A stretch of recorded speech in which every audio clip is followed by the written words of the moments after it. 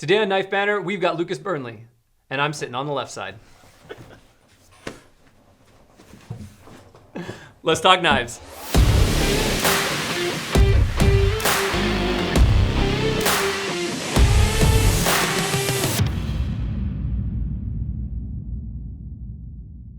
How's it going, guys? Welcome to Knife Banter, and today we have the incredible Lucas Burnley on. How's it going, dude? What's up, guys? It's going good, man. Man, stoked to have you. Thanks, bro. So this isn't your first time. We did have Lucas on recently in the CRKT video. Right. It was a big old surprise. Yep. If you guys haven't watched that video, it was a blast. Super fun, very complicated. Very complicated. Yeah, I had to hide in a car Lots for a of big while. things going on. Check out the video if you haven't seen it. But today we're going to be looking at kind of some of your greatest hits we have at Blade HQ. Nice. So, dude, let's just jump right in. Let's talk about Squid. Okay, not Squid, Sketch. Oh, the Sketch. Right. Yeah. So, but Squid and Sketch, same DNA. Right. That was kind of like this is an evolution. Right. Right. So similar kind of overall concept as far as carry and like it's a basic work knife, easy to carry. You know, kind of clean and minimalistic, right? Frame lock, K-tip blade. Just kind of like I look at this as like the bread and butter for me of my like functional design work. Right. Right. That's kind of the goal. Yeah, for sure. Yeah. So pretty excited about this one. No, it's a good one. And we talked about on that Knife Banter we did with CRKT. Right. K-tip, modified Warncliffe, whatever you want to call it. Right? Modified K-tip, whatever, however you want to say it. Everybody's got an opinion. Yeah. At the end of the day, I look at it and I'm like, I designed it, I made it. You I designed call it. it what I want. Yeah, exactly. It doesn't even have to be right, but I'm going to call it what I want to call it. Yeah, and you can call it what you want. Like, it's all good. Yeah, totally. So, no, it's a good one. And then, you know, guys, so this is an inline with CRKT, so this is the one we always have. And then we've ran a couple exclusives, or we'll have maybe running. Right. We never know. Yeah. Like sometimes I'm like trying to get some fun stuff rolling. So we've already ran this one. This one was hot. Everybody loved this one. Nice. It was a great knife. And the thing that I loved about this is I shy away from carbon fiber pretty heavily. Yep. But man, this textured carbon fiber, it was grippy. It was perfect. I loved it. That's kind of the thing for me too. I've never been like a carbon guy. It's not my go-to. Texture totally changes it, right? It goes from shiny, like I think we even talked about that a little bit. It's like Formula One to rally. Yeah, exactly. Right? All of a sudden, it gives it a little bit more like contrast, texture, grit. Yeah. Right? Yeah, my Porsche 911 now has a lift and some mud tires. Right, yeah. And I'm going to go get, And then we also have this Desert Warrior version. And to be honest, guys, while we're filming this, I don't know where this one's at. Yeah. So it might be live right now. We will for sure have it on the website, so check it out. But obviously, we had to do a Desert Warrior variation. Yeah, that was such a good one. When we kind of started originally talking about the Sketch, and like a lot of you guys will recognize the Sketch in my custom line is the M69. Super fun. It started during like my the 365 project that I did, where I did a different knife sketch every day for a year. Yeah. So when we released the production version, like Sketch was a pretty obvious. I was gonna say that's where the name came from. Then. Totally, oh, okay. See, I didn't know this. Yeah, okay, yeah. That's like the origin story of it. And so one of the things I really love with these kind of, you know, everyday, everyman style knives is being able to run the special editions. Right. The SMUs they just make it way more fun. They do. So, they really do. Yeah, and like I said, even this inline one that we always have, even this one is just great. Yeah. Like all the little pops of accent, like everything about it is awesome. And you know, so Lucas went a little backwards, guys, because normally we would start with the knife on the far left. That's why I said Squid. But with the Sketch, it really is very reminiscent of the Squid, just a little more purchase for the hand, a little bit of a different working blade. Just as like a size comparison. Yeah, let's compare them. Yeah. Like you can kind of see where we're at. Yeah. You know, and that's a lot of stuff. Like when you're looking at anybody, any knife maker, designer, whatever, we usually have some kind of design language that we like to kind of carry through. If not all of our knives, certain series. And I have really, really broad tastes. So when I'm working in kind of a mindset, I do try to like carry over little elements. Yeah, yeah. And I think it definitely comes across too. Yeah. For sure. Cool, right on. Well, and I'm glad to know the name because like I've been like digging on this knife, but I never knew the name came from your Sketch series. Actually, it's funny. A lot of the knives that I've released recently have come out of that Sketch project. And it was when I started it, that wasn't the plan at all. Yeah. But like, it's just such a huge volume of inspiration. Like they're not finished designs, but they're great starting points. Right. So yeah, it's like well, I've already got like the outline. I love it. Yeah. It's different points in time, and like I can go back and be like, oh, that's like all right, like wasn't there then, want to play in there now. Yeah. So I think I'm going to be getting some inspiration out of there for a lot of years. Dude, that's exciting. I don't know if I've ever done anything in my life for 365 days straight. Well, in all like just full transparency, so I did 144 days straight. Right. And then I went off the rails, and like you get burnt out and you miss a day, and then all of a sudden a day is a week. By the time I finished, it took me 3 years, 6 months, and 5 days, and not planned at all. So it was still a technical 365, but it got spread out. That's amazing. So 144 days nonstop, though. That's impressive. Yeah. I don't know if I've ever brushed my teeth for 144 days straight.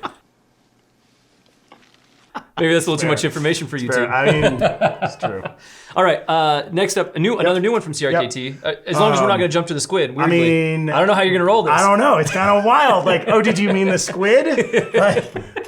We go tuna. Tuna. I'm in for tuna. And the tuna. So I am super, super excited about this one.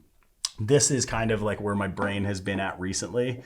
It's like you've heard me talk about it before, like the post-tactical idea. Mm-hmm. It's like non-aggressive, super utility and function driven, and just trying to keep like the design elements like fun and like kind of familiar, but also change the way the lines work, change the flow. Yeah. And with the tuna specifically, I was trying to give it this really like fast kind of front end forward momentum look. Well, I mean, and like the name of the knife, right? Tuna.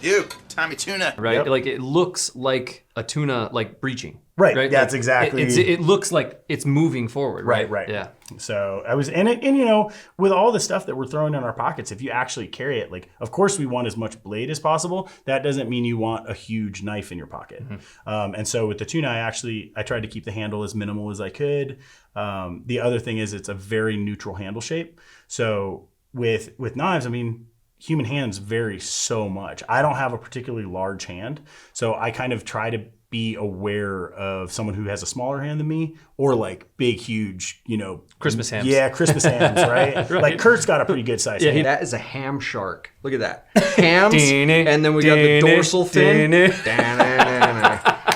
he's got a big hand. To make a knife really feel good across a broad range, that kind of like neutral kind of feeling and is the goal. I'll steal that from you. And that's something about this that I really like. When I originally saw it, to be honest, I saw how this was going to kind of put my hand, it was going to almost force my hand in a position. I usually don't like that. Right. And you guys know I got a medium-sized hand.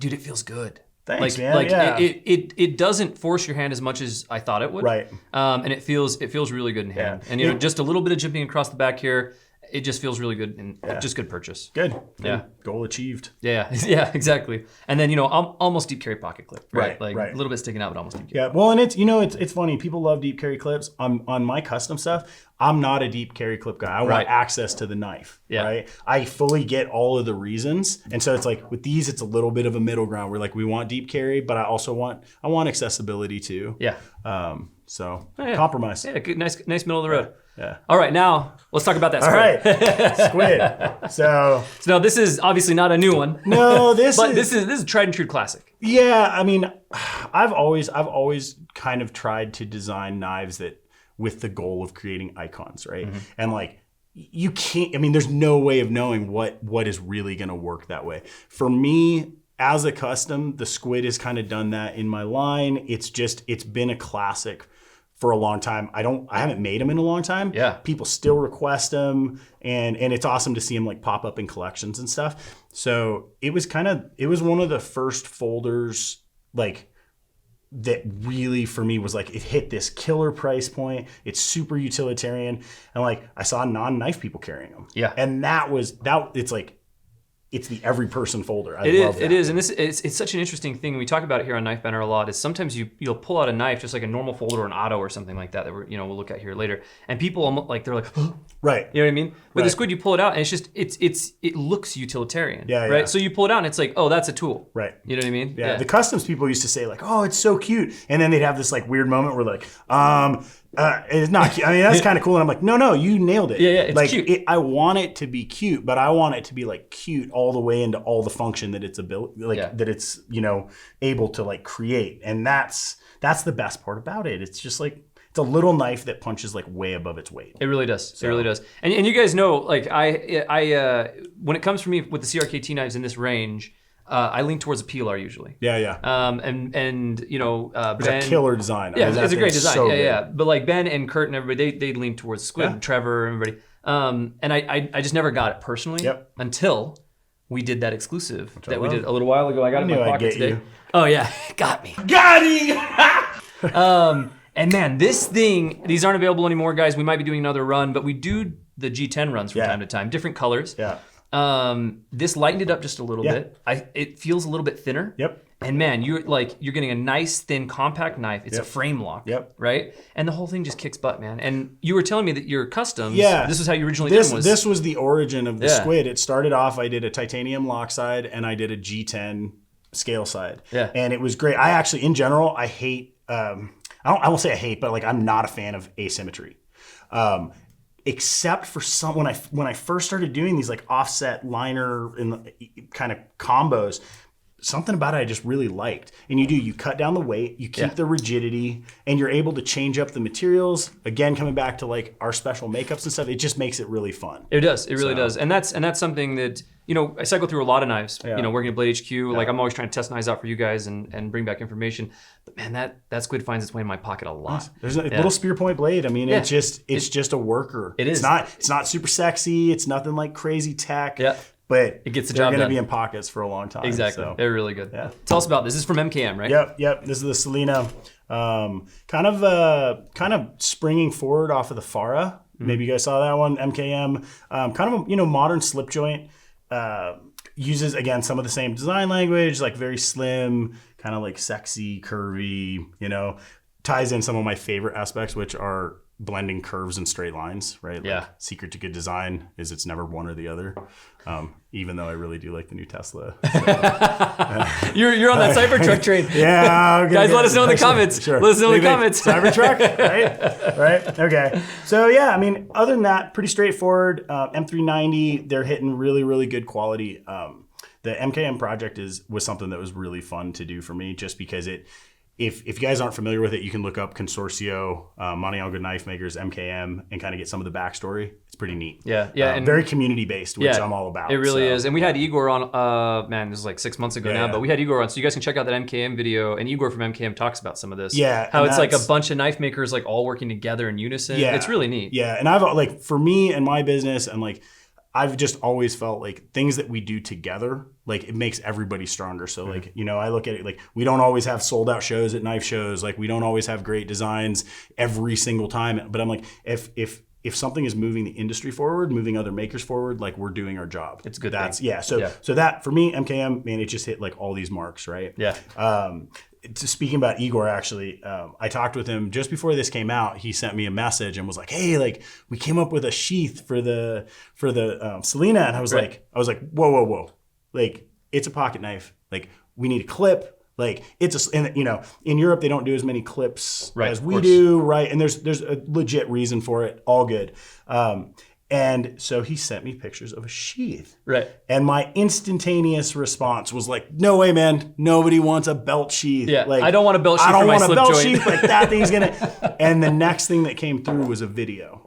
Yeah. And I just instantly apologized because it was super cool. So basically, it's a little, very nicely made leather slip.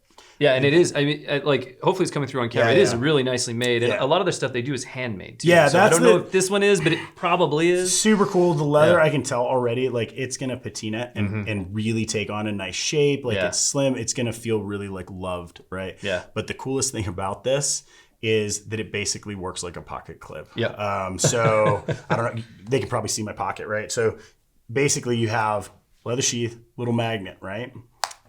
So, where you go... This is great.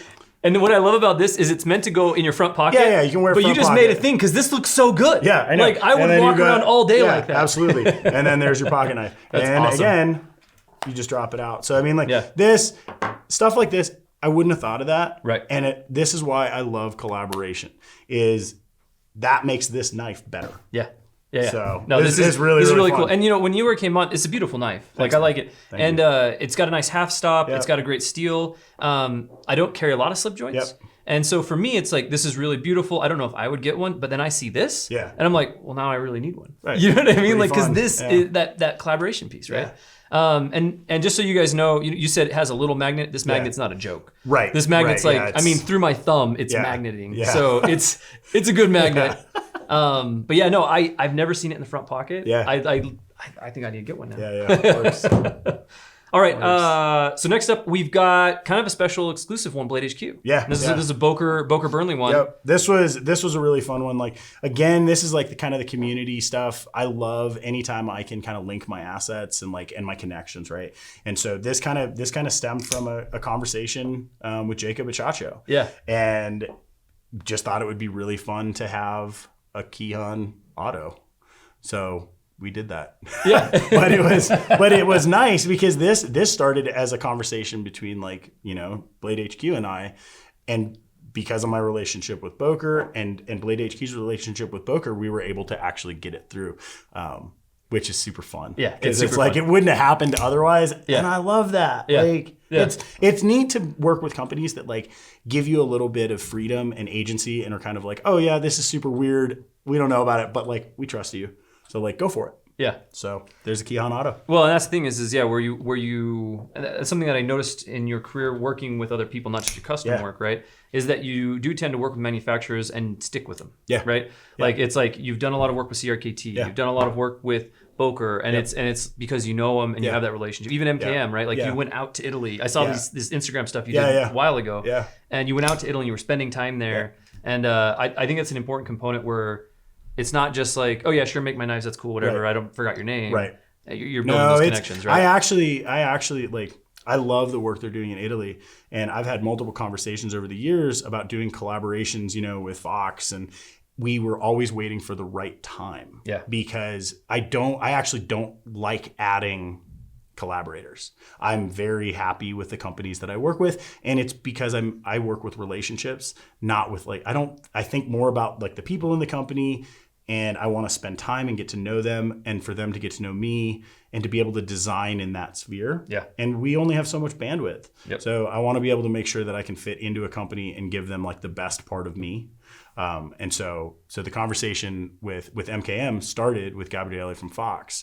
And I think that he knew that because of like the kind of community mindedness and just like the interest in the project, that it was a solid option. So that's how the MKM stuff came about. So all about the people. Yeah, that's awesome. Yeah, and then with this KIHON, we have a couple different variations. Yeah. We've really been digging this. KIHON it's basics, right? Yeah, it means Japanese, basics. The basics. Yeah. So I like that. It's just nice. It's basic. Right. And it kind of brings, because the KIHON was a very popular custom for you. Right. And again, with all the knives that you guys are seeing on the table, it's bringing your awesome custom work kind of into the realm where like almost anybody can get their hands on it. Yeah, that's the goal. It's, I don't know. I grew up with brands like CRKT, and I was always a production knife kid. Like it's just what I loved, right? So it's like it's Spyderco and Cold Steel and Emerson and just Benchmade. Like I had all these different brands, and so like even as a custom maker, that's my roots. Yeah. And so like for me, I really enjoy the thought process of like, yeah, like somebody maybe can't buy, $1,000 custom, but something like this KIHON, like that's rad. Like non-knife folk, or like you just see it and you like it, and it's functional, it's cool looking, it's fun. Yeah. And autos, especially this one, like autos are just so much fun. No, and it is get that high fidget factor. Yeah, that's exactly it. And we have kind of a higher end auto, which we'll talk about. Yeah. But there's something about those kind of inexpensive BOKER autos where they're just fun. Yeah. That's the word. Yeah, they're just that's fun. it. And that's like at the end of the day, like a lot of us did get into knives because they're fun, right? And they can be serious and they're tools and like they're functional and all this stuff, but like they're also just fun. Dude, I mean, this is the thing is it doesn't matter what the tool is. Like it can be something like my pocket knife. It can be something like my drill, my hammer, whatever. Yeah. I'm obviously going to pick the thing that's best for the job. Right. But I also like it if it is nice to look at. Yeah. Right. If it's comfortable. Right. Those types of things are important. It's enjoyable, right? Like yeah, I've used tools specifically as a carpenter. I've used different saws, right? And I actually prefer a less expensive saw for a table saw than the higher ones because for me it's like I like the function better. Right. You know what I mean? Like it just works better for the things I'm doing. Right. You know? So I don't know. It's interesting, you know, to be able to put things like that in people's hands. Yeah, this one I'm super excited about this. I think we've got some fun variations on this one. Yeah. There's some good stuff in the works. Keep it exciting. Yeah, for sure. All right, so and then jumping into talking about high-end autos, we'll talk about the BOKER Pro Tech here in a second, but this is kind of another community piece. Yeah. Totally. So this is the KWAIKEN. Yep. The KWAIKEN. KWAIKEN Mini. The KWAIKEN Mini. And so tell us a little bit about this. This is the Euro. Yeah. Right? So this is another one of those like kind of weird projects that just got its conversations. So years ago, I met a gear reviewer from the UK named Richard Rowe. And he came and saw me when I was at IWA, which is like European SHOT Show, if you guys aren't familiar. And he was like, our knife laws are changing. This is crazy. I'm going to have to grind all the flipper tabs off all my flippers. How long ago was this? I honestly, I don't remember. It's got to be more 4 or or 5 years ago, somewhere in there. Because now we're looking at what UK knife laws are, they're like, you know, next level. Whoa, right. No logging, all this. So stuff. he was preemptively ready for this. He saw the writing on the wall and he was like, man. He's like, but I have a problem. He's like, I love my KWAIKEN so much. He's like, but the blade's completely hidden. Right. He's like, if I grind off the flipper tab, I can't open it. Right. And he's like, I can't do like a Rhino mod or whatever they're calling it, like, you know, to front flip open. Cause then he's like, I didn't hear anything from him for a while. And then he basically submitted this. Okay. And it was a really elegant solution. The cool thing was he was modifying his own knives, but he reached out to BOKER and they worked with him to release basically like a UK edition. That's awesome. So did you know about this before like BOKER released it? Yeah, we talked about it. Cool, and cool, they basically they're really good about like reaching out like I like to give the companies that I work with freedom, right? Like within a range, like if you want to make a change, like all good. Go for it. Right? Yeah. That's the trust. That's why I work with the same companies for a long time. So you can trust them, yeah. This one was weird enough that they were like, "What do you think of this?" Yeah. And I was like, honestly, it's a good idea for an entire population that like doesn't have access to this design. Yeah. And the way that it works is basically all you're doing instead of a flipper, you have a presentation button. Right. Basically. Yeah. So at that point, now you're two-handed. It's two-handed. Yeah. So the back has got some jimping on it. Yeah, just a little bit of jimping. Yeah. And I mean, if you really wanted to, you could flip it. Yeah. But it's not enjoyable to flip at all. Yeah, not enjoyable to flip. Going with a standard KWAIKEN is definitely a preferred method there. Yeah. And the other thing is you can tighten down the pivot. Yeah, of course. So you can really make it to where it has to be two-handed. Yeah. And it's just a nice detail. I think it's an elegant solution to what at the end of the day is, you know, probably not the knife laws we would agree with. Yeah, absolutely. Well, and that's the thing is like just because laws are different in different places doesn't mean that people shouldn't still be able to engage. Oh yeah. So I was really proud of BOKER for doing this one because it's a smaller scale project. Yeah. It has limited reach. For sure. But because of how strong our communities are and like our customer bases, it's really fun when they listen and they're actually able to act on something. And I know Richard was really excited about this one. Cool. So yeah, that's super cool. Yeah. No, I mean, you know, I'm sure you guys have seen the BOKER shop tour that we put out. We went to BOKER Germany and just had a great time there. Yeah, it's so much fun. It's so much fun. And when you talk about community and stuff, like, you know, BOKER's a multinational company, right? They make knives literally everywhere. Yeah. I mean, they're probably making knives in Antarctica. I don't know, right? It's wild. They're pretty broad. But yeah, BOKER Germany is like the heart of that whole thing. That's where it all started. I can see them, and that's kind of where all those main decisions are made and stuff. So I can just see, knowing them, I can just see Carson sitting there and be like, oh, it's a good idea. Exactly. Right? Like, okay. Yeah. That's awesome. And then just real quick, obviously we had to have the KWAIKEN Auto. Yeah. I remember sitting down with you at SHOT Show. I think it was like 2018. Yeah. We sat down at SHOT Show, and you were saying this was kind of like, and I don't know if it still stands, but what you said at the time was like, this is almost the perfect iteration of it because it's the lines are just so clean on it. Yeah, right? This is like, for me, this was like a different level project. Yeah. It's really cool because like the KWAIKEN it's the design that is most recognizably mine. Like people just associate the design with me.